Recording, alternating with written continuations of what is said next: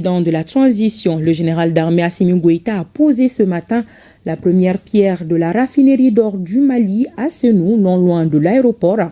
Un geste d'une grande portée pour le Mali car ouvrant la voie d'une maîtrise de l'exploitation des ressources minières avec plus de rentabilité.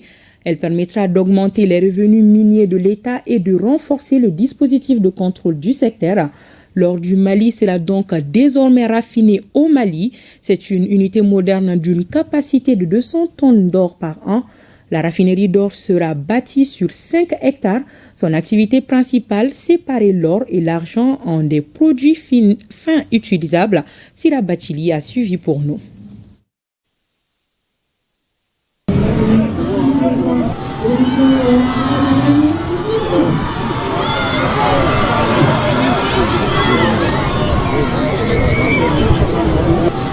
Les jalons d'une transformation structurelle des ressources minières du Mali. Le président de la transition générale d'armée Assimi Goïta les pose pour mieux asseoir la souveraineté économique du Mali.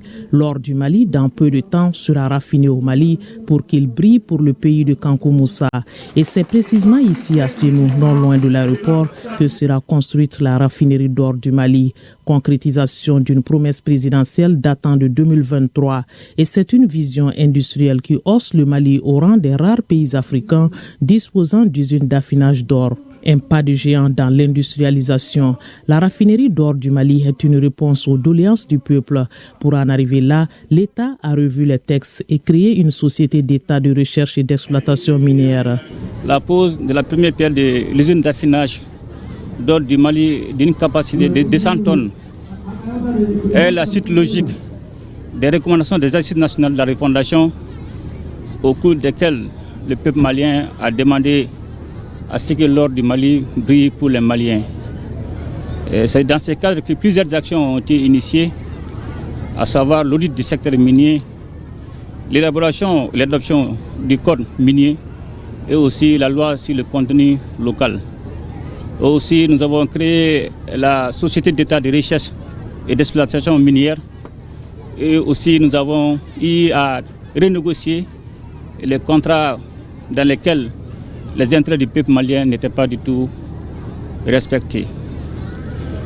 La réalisation de la raffinerie d'or du Mali est une affirmation de notre souveraineté économique et cela permet non seulement de contrôler et surtout de suivre la traçabilité de la production d'or.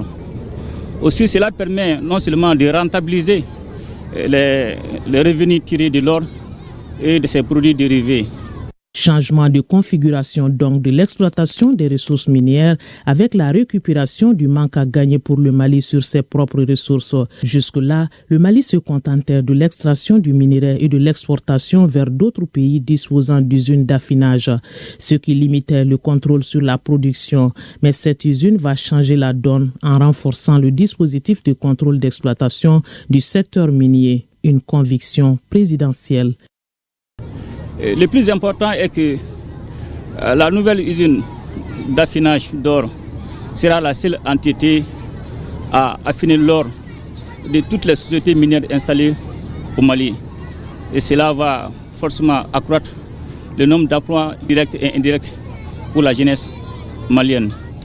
Et je tiens à vous rappeler que depuis 1980 à nos jours, l'or du Mali est exporté pour affinage et vente dans les pays comme les Émirats arabes unis, l'Afrique du Sud et la Suisse. Et cela prive notre pays de revenus substantiels pour le développement de son économie.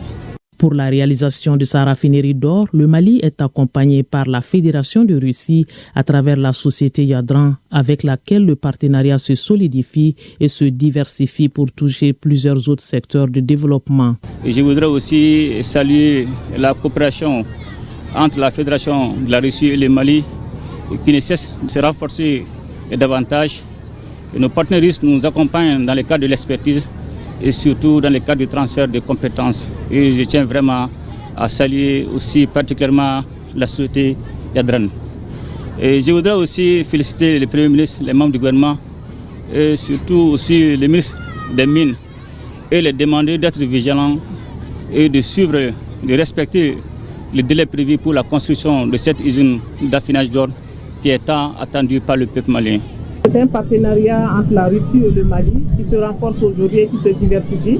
Exactement. En plus du partenariat sur le plan sécuritaire, nous avons maintenant développé d'autres partenariats sur le plan économique. Et lors de notre échange avec le président Vladimir Poutine, il a dit, je cite, que le partenariat sur le plan sécuritaire est déjà verrouillé.